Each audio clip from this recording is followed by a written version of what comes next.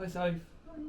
We are today in the beautiful sort of remote hamlet, let's just sort of say, of Brightling in East Sussex, on the way to, if you wanted to go to Battle, just beyond Roberts Bridge, and on the way to Hastings. Beautiful area, for which I'm very familiar with. Sophie is joining me today. We're going to talk about the two paranormal tales of Brightling today. One is a very obvious one, which is Mad Jack Fuller, and the folly, the pyramid folly that is literally just beyond us in the church. We're taking shelter in the church at the moment.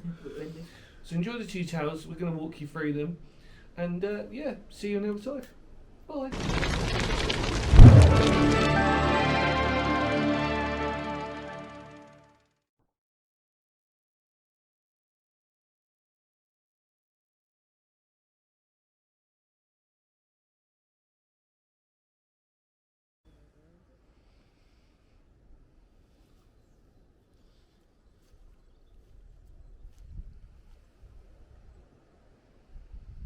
Well, everybody, welcome back to Brightling and the two haunted paranormal tales. And the first one is what we spoke about before. It's a given, really.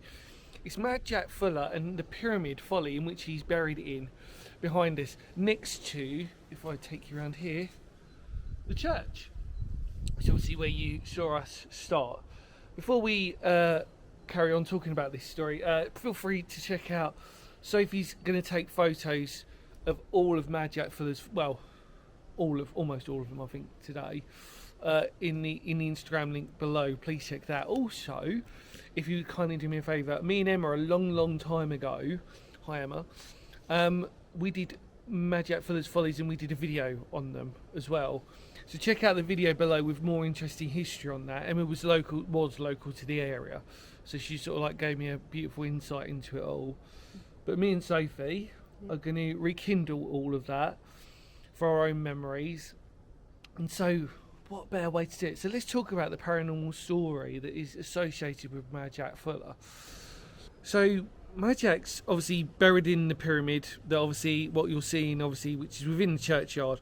But the story is that he can be raised from the dead by running around his house, his new home, which we just sort of say 7 times. The inside of the pyramid is meant to be covered in glass to prevent the devil coming to take Jack's body away.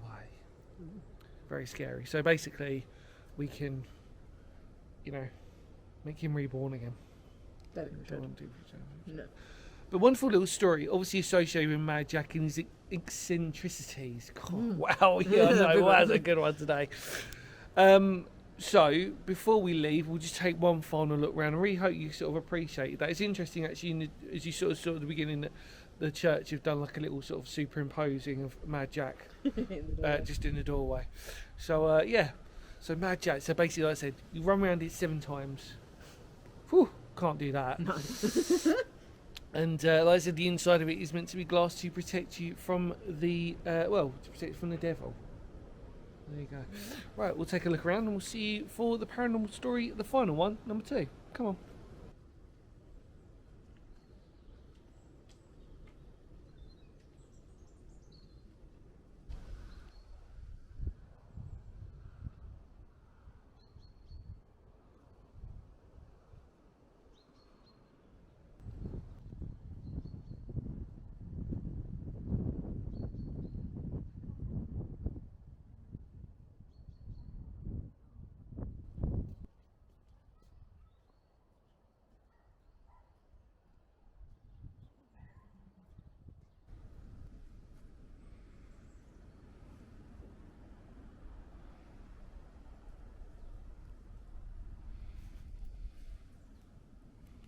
Hi everybody, welcome back to our second and final story of Brightling. This is a really interesting one.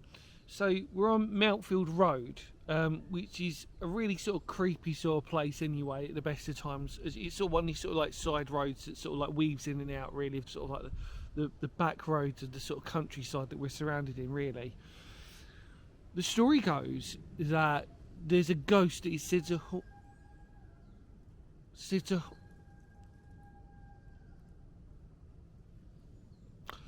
I don't know if that's going to pick it up, but somebody's calling. I think they've got a dog. We hope.